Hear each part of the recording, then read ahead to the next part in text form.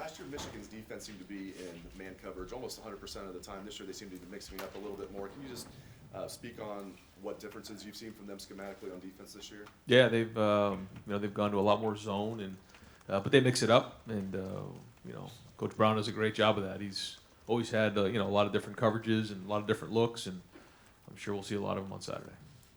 Front row right, Austin. Ryan, when Justin went down late in the fourth quarter, I saw him, he bounced back up, but what kind of conversation was that? Was your heart in your throat a little bit? Take me through that process there. Yeah, no, for sure. Anytime you see your starting quarterback on the ground, it's not a good feeling, but he's able to shake it off and kind of run off the field, and so we expect him to be fine. With that volume of carries, is that just this? When you get in those big games, you hold nothing back. Is it too many for him, do you think? When you watch the film, what did you think of that amount of rushing attempts? Yeah, no, I thought when we play in big games like that, we certainly rely on him to run some, and it's not typically quarterback design runs, although we have some of those. A lot of them we're reading somebody, and based on what he does, he can either keep it or run it. And then some of those are scrambles, when you look at his numbers. And he does a great job of extending plays.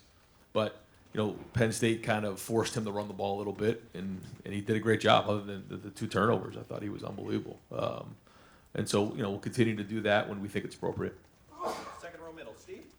Yeah, Coach, just curious, you coached under Coach Meyer for 2 years with his schedule of this week and how to handle it. Are you tweaking anything? What does Thanksgiving look like? Senior tackle, do you guys still do that? Just how does this week, day by day, break out? Yeah, just because of, like you said, the holiday, we keep Tuesday, Wednesday pretty similar. We have our family dinner Wednesday night, and then we get in here early. Coaches work late Wednesday night. We get in here early and practice Thursday. And then, we do our senior tackle and then let everybody get home for Thanksgiving and then go right back at it Friday. So pretty similar to what we've done in the past. Right next door, Bruce. Growing up in New England, what was the rivalry that you as a kid and, liking football, what were some of the rivalries or the rivalry you focused on? Yeah, growing up, it was mostly the pro sports because that's where I was from in the Boston area. And, it was Red Sox, Yankees. It was Celtics, Lakers. The Patriots really didn't have too many rivals at that point. But, that was kind of it. But certainly growing up, that was kind of your identity was that. And definitely with the Red Sox. Every time somebody wears a Red Sox hat back home, that's, who you are. And certainly you can relate that to everybody who grew up in the state of Ohio and when they put the block O on. There's been a shift in this rivalry toward the Ohio State side since Russell was the coach here. He largely got it done with Ohio guys. When you're bringing guys in from out of state, how do you get them to understand the priority that this rivalry is to the school? In recruiting, we talked to them right from the get-go, and that's one of the reasons why some people come to school here is for the rivalry because we make such a big deal of it. As you guys know, when you walk in the building, it's all over the place, and we talk about it all the time, and we talk about it in recruiting in all different areas, whether it's strength and conditioning or football or any other areas. And so, it's something that you just ingrain, and then the more these guys are in the program, the more they get it. And we still have a huge majority of our guys are from the area, so they get it and they talk to the guys about that. Second row right, Kyle. The big matchup in this game the last few years has been your offense and Don Brown's defense. And you guys coached together at Boston College for a few years. Just curious how close you guys got there and if he's been someone you've stayed in touch with at all. Yeah, so, he actually coached against me when I played and then coached my brother at UMass. And then we coached together at Boston College and now get an opportunity to coach against each other in a huge rivalry game, which makes it hard. But nothing but respect for his background and what he's done defensively over the years. One of the best guys in the business. And then growing up in New England, do you have memories of this game at all? Anything in particular you remember growing up about the Ohio State Michigan? Not just that it was always on this weekend, and it was almost heated rivalries, and just remember watching it. And I remember being in a hotel room watching when Curtis Samuel, scored in double overtime. Just so many memories of what this game means, and it's no mystery throughout the country that it's the biggest rivalry in all sports. Fourth row middle, Patrick. Brian, Bruce asked you about integrating players and kind of following up on Kyle's side. How did you get integrated when you first arrived here to what this meant, being that you grew up watching it, but it's different? Yeah, no, I think for the first I don't know, 6 months. You know, my son and I, when we came in the building together, we'd sit there in the front atrium and we'd watch that video of the season before. And, you know, just as you get here, you start to live it every day and you understand it. And, you know, Coach Meyer certainly, you know, talked about it all the time and you know, learned that way. And then being in the game twice, you know, and the respect that I have, you know, for the rivalry is off the charts. It's just one of the reasons and you know, makes it so special to be at Ohio State. Third row right, Rob? There's a lot of reasons this has been lopsided since early 2000s, but is there a secret sauce that's involved in this? And what did you learn from Urban? You mentioned it just a second ago. What specifically, if anything, and how to handle this? Again, if you're working on it all year, then you're prepared. You know, whether you've worked on it in the spring, you've worked on it in the preseason, you have certain periods that you set aside just to work on the team up north. You talk to your guys all the time about what it means, and so they understand coming into the game what to expect. It's always on the schedule that way. You know, we have the countdown in the building, and so I think everybody understands the importance of it. That's the first thing. And you know, I think when you're just talking about the game itself, it just goes back to, you know, the fundamentals and taking care of the football, executing the game plan, giving them a good plan that they can execute. And you know, being on the road is a little different than being at home. You know, we're gonna have to handle that and being loud and the crowd noise and everything else. So we'll handle that today and make sure we pipe in the crowd noise during practice and you know, show composure there. But it's just gonna come down to, you know, winning the one-on-one battles in the end. Now, I'm going to get your reaction on this. There's several surveys out there, Buckeye Nation. 40% would, given a choice, would rather beat Michigan and lose in the playoff than win a national title and lose to Michigan. Does that surprise you at all? What's that speak to the intensity? Oh, I don't know. I just know we're focused on this game, and I don't know. I mean, a lot of people do a lot of what-if scenarios and everything, and I know that this game means everything to us, and you know, nothing matters if we don't win this game. So we got to win the game, and that's the only way I look at it. Front row left, Nathan? Just what stands out to you about Michigan's offense, and how have you seen it sort of develop and progress over the course of the season? Yeah, I thought that's, you know, since the halftime of the Penn State game, they've really played good football, and you know, Patterson's throwing the ball well. The receivers are good. Collins, Peoples-Jones. I think their tight ends are good. The offensive line did a really good job against Notre Dame, and you know, they got a good scheme. They had a lot of good coaches there, so you know, they kind of found a rhythm in the second half of the season here, and so it'll probably be our biggest challenge again. You know, as we've gone on the season, I think we've been challenged more and more, and this will be the most talented group we've seen by far. The way that they sort of move people around, you know, motion, misdirection, things like that, is that something that could potentially negate Chase Young, and how do you see your defense having to kind of respond to that? I mean, they're sound and they do a good job. I think at the end of the day, it comes down to players, and I don't think they're going to do anything that's you know, going to be anything that we probably haven't seen, but maybe they will. But I think at the end of the day, it's going to come down to execution and guys winning their one-on-one battles. Second row left, Ari? Hey Ryan, last year you guys had a huge recruiting battle head-to-head with somebody in this state with Harrison.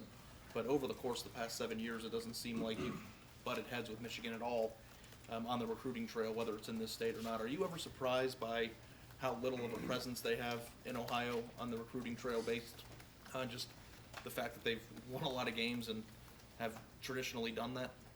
Well, we take a lot of pride in recruiting the state of Ohio, and then, you know, we put their recruiting list on the board and compare our guys to theirs, you know, just about every day, every week, and that's something that Mark looks at every day, and that, again, that's part of how you live this rival, is you compare yourselves every day against them, and you know, we take a lot of pride in the fact that we recruit Ohio at a high level, and we're very competitive, but you know, they do a good job too. They you know, they have good recruiters and obviously a wonderful program, so it's always a big challenge, and that's why we go at it every day. My next question was about how the recruiting board, or their recruiting board, is on your wall. What can you learn from that? How long has that been going on? And as the head coach of this program, I'm assuming you've had to transition into the role of understanding what the entire strategy is and being in charge of that. What do you learn from it?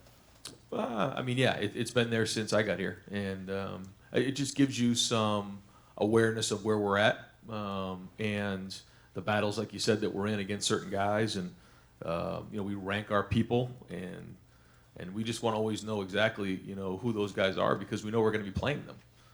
And that's what's important, in recruiting. Sometimes you don't worry about the guys you don't get, you worry about the guys you do get. But when you're playing, or when you're going up against a team up north, you're going to be playing against them. So it does matter who you don't get. And so we just look at that very carefully. Do you ever make decisions in recruiting based on what's on their board? It influences us, sure. Right next door, Bill? Ryan, everyone saw what you guys did last year against Michigan's defense, 62 points against a unit of that caliber, and it seemed like a lot of it was stuff you had in to beat man-to-man coverage, and obviously Michigan has adjusted its defense, but I'm wondering how you've seen every defense you've played adjust to you guys since you did that, and in turn maybe how that shaped your offensive plan this season. Yeah, I mean, this is a whole new year, so we look at the film a little bit to see what they did and everything like that. But they're going to make adjustments on all that stuff. They're very well coached, so we really don't look at that much at all. We're really looking at this year, kind of what we do, what they're doing. Their personnel is very different now, and what he's doing is significantly different. So yeah, I mean, guys are kind of on a week-to-week basis, they look and see what we're doing, and they try to stay a step ahead of you. But that's the evolution of a season, and once you get more and more games on film, then they make the adjustments from there. I guess maybe to reword that, what percentage of zone coverage do you think you all see this year, and how does that compare to last year? Probably pretty similar. It's similar? Yeah. It's not different after you put 62 on? No, I mean, I just think that all of those plays weren't against man-to-man. Yeah. There were some, but he mixes up his zones, and there was some zone in there too. And Justin and Chris both were talking about executing the deep ball coming off the Rutgers game. Looked like maybe one or two were underthrown last week, and I can't imagine it's an issue of arm strength with Justin. I'm just wondering, when a guy has an arm that is that strong, can it be any harder to calibrate it to make sure you're putting that ball in the right place, and maybe could you overcompensate and end up leaving it short a little too much? Yeah, the first one we were, it was a calculated throw that we wanted to really shoot down the field, and Chris is so fast that he kind of outran his arm on that one to the field. That was a big ball. The other one, to me, it was a little bit more. He had to move in the pocket because somebody flashed in his face, so it didn't come out on rhythm like we like. So typically, it's just a timing thing. Justin has a very, very strong arm, so it's usually in the pocket. So that's why we want to firm up that pocket so the ball comes out on time. All right, Bill? Yeah. Coming out of the Penn State game, you said that in the second half when things were kind of going south, it kind of retrenched and weren't as aggressive as you normally are. In hindsight, do you think that was the right thing? Does it inform anything you might do this week against Michigan, knowing that it's probably going to be a close game, or it's going to be a tough situation? No, it doesn't change anything. I think absolutely was the right thing to do at the time, and you won the game. That's the number one thing to do, and so you do everything you can to win the game. But we're aggressive. We always will be aggressive, and we're going to be aggressive. Yeah. And in terms of what this game means to you, you've always said you don't feel pressure here, you feel opportunity, but you took over for a coach who went 7-0, your first game against Michigan. How are you approaching this game for you personally? Yeah, I mean, I'm trying to do the best I can to make it like every week, although we all know it's not, and do a little extra here, do a little extra there to make sure that we're covering every single scenario we can, making sure we're letting the guys have a great plan. But if you start to overdo things, then you can get yourself jammed up, and that's why all the work gets done ahead of time. That's why we live at 365, so that when you get here during the week, you don't have to all of a sudden come up with an unbelievable speech on a Tuesday. The guys know what it is, and you can put the focus more on giving them a good plan, making sure things are tight, and spending your focus on making sure the guys are prepared. So when you took over December 4th, you're already thinking about this game? Oh, yeah. I mean, it's no secret that part of your evaluation as the head coach at Ohio State is how you do in this game. We all know that. So when you take the job, you understand that. You could win them all and then not win this game, and you'd feel like it's a disappointment. And I get that. I embrace it, and that's why we're working so hard this week. Right next door, Tim? Yeah, Ryan, number one, what is that key area that's between tight and loose that you want to get to for this game? I mean, obviously you don't want the guys so tight. Yep. I mean, how do you play that? Well, I call it focus. I think when you look at someone's eyes, you can tell if they're focused or not. And based on how well you prepare, the more confidence you have. So I look at it like, you know, if you're taking a test and you know the answers to the test, you're focused, but you're not nervous and you're locked in. You know you're going to do well because you have all the answers to the test. If you don't know all the answers to the test, then you start getting nervous, you start getting anxious. But as long as our focus is right and we understand that, which I'll be shocked if it isn't, and we prepare the right way, that gives us our best chance to be successful. And the other thing, I mean, you know, we don't get to talk to these two guys this week, but Greg Madison and Al Washington Jr., how special a week is this for them, considering where they were a year ago? And how much do you lean on them for insight? You know, here and there, but you know, they're busy getting their side ready to go, and I'm sure there's a range of emotions, and certainly when they get on the bus and head up there, there'll be even more. But it's just one of those things that's part of the job. You work through it, and you know, they'll be really professional about it, and you know, they know there's a lot riding on this game, and they want to do great for their players and for their families and everything like that. But I'm sure there's a lot of emotions going on there. Hey, real quick follow-up, did you go after them because of something also that they could bring to this week in particular, or was No. that part of the attraction? No. The major attraction was that I knew both of them very well. One, I was a coach when he played, and then I coached with him. And then the other one I coached with and have a tremendous amount of respect for. And my whole plan was that, you know, when I have an opportunity to have my first coaching staff, everybody in that room I trusted that had my back when things maybe didn't go so well. And that was it. And it just so happened to be that it was against the School of North, and I know sometimes that's hard to swallow, but that was just what it was. Third row middle, Dan? Ryan, is there a specific moment or memory you have after you arrived here at Ohio State where you realized just how important this rivalry was to people here? I mean, I don't think it was just one moment. There's a lot of moments, you know, just because it's every day. It's every day in the Woody. It's when you recruit. It's everything. So I don't think there was one moment, but there's a lot of moments. The most you know, memorable, I think, for me when I tell the story is that, you know, when they talk about throwing out the records and that anything can happen in this game was just what happened at JT, you know, and I was kind of, you know, we're preparing, we're getting ready to play in that game, and right as the ball's about to kick off, I hear JT's hurt and he can't go back in the game, and the game hasn't even started yet. And I said, okay, well, here we go, we're in the rivalry game. So, you know, had to adjust there, and then, you know, he played in the first half, and then Dwayne had to come in and go win the game, and that just goes to show you, you know, there's no records in a game like this. It's a rivalry, and anything can happen. So, you know, buckle up and get ready. How exciting is it for you personally to be going through this rivalry week as a head coach for the first time? Yeah, I mean, it's exciting. I don't know if that's the number one emotion right now for me. You know, there's just so many things going on. But once we get closer to the game, I'll get more and more excited to play the game. But right now, the focus is just on getting our guys ready, preparing, make sure the game plan's right, making sure practice is right, making sure our guys are healthy, and just making sure everything's in place to give our guys the best chance to be successful. And then as we get closer, the competitiveness starts to ramp up, and you get ready to play. Front row left, Doug? What did it tell you about Chris Olave last year for him to have 2 touchdown catches in the Michigan game like that and sort of bust on the scene in a game that important? What did you learn about him? Well, I think you learned what followed after that, which is that he's a great player. I don't think anybody really knew up until that game what he was capable of, and then what you've seen afterwards is what he is capable of. So, you know, just obviously to play in a game like that and to become a legend in the history of the game, as a freshman to block a punt and have 2 touchdowns, that's just unbelievable. And then look what he's done from here. So yeah, that was a great way to start off his career. Talking about the way, obviously it does seem like Michigan is playing more zone this year. Ohio State was a time when Ohio State was playing press man pretty much every snap several years ago, and now you guys mix up coverages. In today's day and age, do you feel like most defenses have to give different looks at this point? Can a good college team really come out and say, we're playing man, we dare you to beat us, or is it just hard to do that?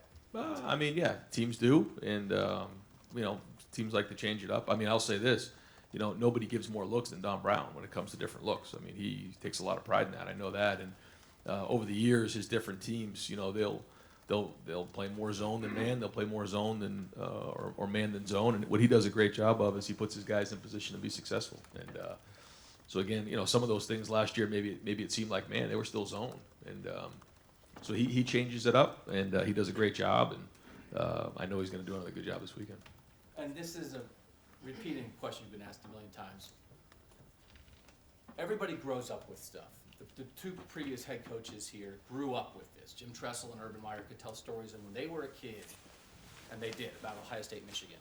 You didn't grow up in Ohio. It doesn't disqualify you from being the Ohio State head coach or from this rivalry. But I don't know, can you just explain when you come to learn about something as an adult, right? That maybe it's not in you, but I think maybe on some level, you know, you have a different appreciation of it because it's not necessarily in your blood, but man, when you start learning about it, you do start understanding it. Just that process for you, the history of it, the intensity of it, because you really did come to it more as an adult. Yeah.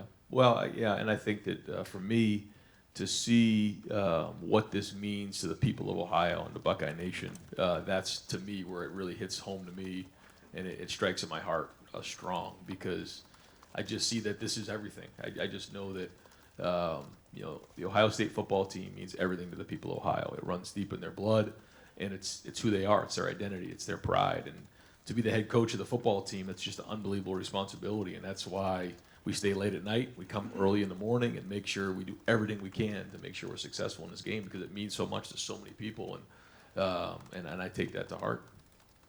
Far left, Lori. You were asked about sort of your history with rivalries as a sports fan, but you were a football player yourself. What's your experience with rivalry games in terms of your play as a quarterback? You know, when I was in college, we had a rivalry against Maine, and that was big. Back in New Hampshire, we had that. We fought for the musket. That was the prize, and so that was a big rivalry for us. And then growing up, there was a lot of, you know, in our town of Manchester, New Hampshire, we have about 100,000 people in 4 high schools, and there was rivalry games, crosstown rivals, things like that. We played our Thanksgiving Day. It was called the Turkey Bowl in Gill Stadium in Manchester, New Hampshire, and that was a big time. You know, everybody in the city would come out for those kind of games, and so those are kind of my experiences. But sort of jumping off Doug's question, did anything in your background prepare you for what the rivalry means here in Columbus? Again, just seeing and you know, I mean, I've been around sports my entire life. I've watched sports my entire life. That's what I've been since I could remember. I could walk. Is just being a part of everything and seeing what it means to so many people. But again, growing up for me, it was more of the pro teams because that's what I saw, and it was still everything. I remember, you know, family members crying when the Red Sox, you know, were in the World Series and the ball went through Bill Buckner's legs, and I mean things like that. You remember because that's the way life was, and you know, going into the Garden to watch Bird go against Magic Johnson and those type of things, and those are the reasons why you become a coach is be in those kind of environments, and this is what this is here. Yeah. Right next door, Matt. The ball security issues from last week, you haven't had them really all year. Any common thread in it? Was it just good defensive plays by Penn State, and how much is that obviously going on the road, I guess, emphasized? Yeah, I mean, it's completely inexcusable, and you know that's how you ruin a whole season right there. So that being said, I think it was a little bit of both. I think that we were a little careless. I thought a couple of them were really good plays. You know, the one to Justin and the goal line, he's working hard. The ball's pretty tight, and the guy puts his helmet right on the ball. Not an excuse, but I thought if you look at it, he wasn't just being careless there, but not good enough. We score right there. You know, the game could be completely different, and it wasn't. And then the two fumbles there between J.K. and Justin there in the third quarter, again, inexcusable. Were they good players or not? Who knows? All I know is they can't give up the ball. And when we give someone the football, we put the whole team's trust in their hands and the future in their hands, and they know that. You know, they know that. So it's something that they're not great champions. They were warriors. They both played real tough and they played really good, but if you give up the ball, you're not a champion, and you put our team at risk. So, we talked about it, and we're going to get it fixed. Michigan's run defense, early in the year they with Wisconsin, which a lot of teams do, but it looks like statistically they've shorted up. What do you see when you look at them? Because that's running game is obviously a big part of your life. Yeah, I mean, I think that they were kind of finding their way early in the season, and they found a rhythm now. Again, I think probably since the second half of that Penn State games when they caught their rhythm, Wisconsin did hit some runs on them early with Taylor, but they're good. They found their way, and he's done a good job of getting the guys in the right positions to be successful. Front row left, Mitch. Coming off that a little bit, Shea Patterson's playing his best football of the season. When you look at tape of him, can you tell why that is? He's doing anything different? What's going on with him Uh, these I- past few games? No, I don't really know. You know, I'm not there, so I don't know the dynamics of what's going on. So it's hard to tell when you don't know people. But I do see him being more confident, and I see, you know, a group that feels like they found an identity, and they got really good receivers, by the way. You know, I mean those receivers are talented, and offensive line's giving them time. So, I don't know exactly what made them all click, but it seems like it's going well right now for them. Fourth row middle, Wyatt. Going off of Doug's question about Chris Olave's performance, how important is that type of performance in that large of a game for a freshman player and developing him? Well, I just think it gives him confidence that if he can do it in that game, he can do it in any game, which he's kind of shown that he can do. And so, what a great opportunity to step up in a big time, rivalry game. Then again, this year, who's going to be the guy who steps up and becomes a legend in Ohio State football history? You know, that's what's fun about playing in games like this. We have just a few more minutes. Just FYI, second row left, right, Tony. Ryan, what was your record as a starter when playing for the Musket? Ooh, I think I might have been 1-2. I think. Yeah, I gotta check to be sure. It's a Sorry while to bring ago. that up. That was a while ago. I was going to ask you for your most distinct Michigan memory, but it sounds like it was the start of that 2017 game. Then what do you remember when JT finally went down for good at the end in terms of getting Dwayne ready for that? Well, going into the game, the week before, we played Illinois at home in the pouring rain, and Dwayne came into the game and fumbled on like his second snap. They returned it for a touchdown, and we had to put JT and the starters back in the game, which was a complete nightmare. So that was my last memory of how Dwayne was doing on the field, and now we're in the rivalry game trying to play and win the game. And I think it was his first 2 snaps were 2 false starts. It was 3rd and 3. We got a false start. It was 3rd and 8. We got a false start. It was 3rd and 13. Then he threw the fade route to Austin Mack. And then from there, he played really good. He kind of stepped into it, and I think that was his. You talk about Chris Olave's moment. That was probably Dwayne's moment to say, "Yeah, I'm here now." So it was great to see him compete like that. But up until that moment, I wasn't really sure how it was going to go Did down. you get to talk to him before then? Like, were you upstairs? I was in a box. Yeah. Yeah. No, it was just, hey, here we go, and have at it, brother. Right, Joey. Ryan, in this rivalry, looking back the last really 20 years, the team that wins the rushing battle typically seems to win. Whoever outgains the other, and obviously that probably typically happens in football, where the team that wins is going to outgain the other. But I'm curious, in this rivalry, why do you think that's been magnified or really important? I think it's important in every game because you control the clock, you control the game when you can run the football. I thought we did that last week, other than the turnovers, because if we don't turn the ball over, we pretty much control that game because we ran the ball. But I just think it's important that way. You can throw the ball and that's fine, but when you can run the ball, you control the clock, you control the game, and so I think that's why it's typically important.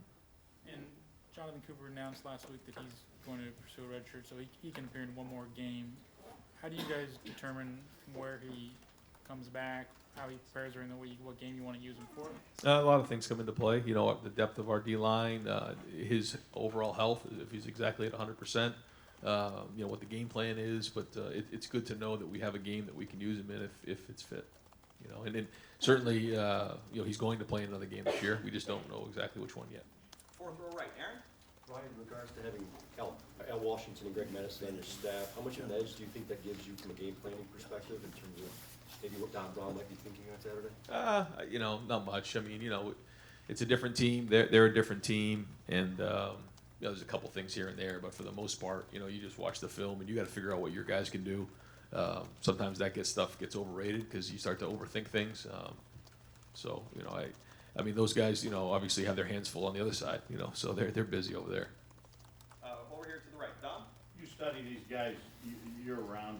You know what they're about. You know what all the players are about. How good is this team that you're going to face, and is this the best club you'll face this year? It's the most talented, and we'll see. I mean, they have the ability to be as good as anybody in the country. When they're playing well, and so I think they're playing their best football now, and certainly we're going to get their best shot on Saturday. And final questions over here to the right, Clay. From the time that Urban stepped down until he gave you the whistle, what was that, after the Rose Bowl? Mm-hmm. Was there anything he said to you one-on-one about this game?